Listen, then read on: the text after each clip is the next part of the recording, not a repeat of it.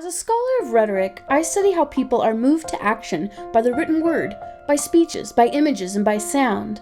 Though most rhetoric scholarship focuses on the rhetor, the writer, speaker, designer, or performer, my work examines the audience, the listeners who a rhetor hopes to move through their rhetoric.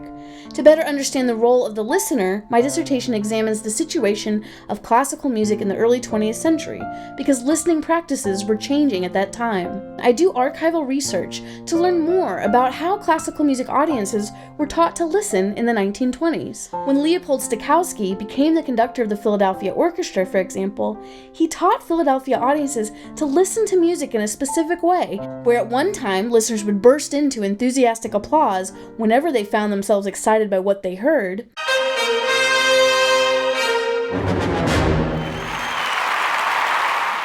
Stokowski, through speeches from the stage and notices in the concert program, taught listeners to remain perfectly silent throughout the duration of the concert, repressing their enthusiasm in favor of intently focusing on the compositions being performed.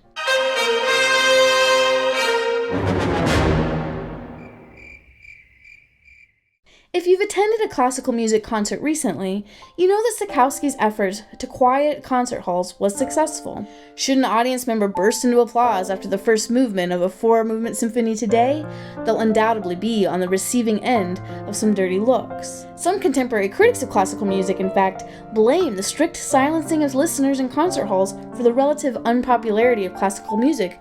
My dissertation is important to the discipline of rhetoric and to teachers of writing and public speaking because it showcases the consequences of teaching audiences to restrict their emotional response to rhetoric. While a handful of listeners might be happy to remain perfectly quiet while intellectually analyzing whatever they are hearing, many listeners want to have a chance to respond.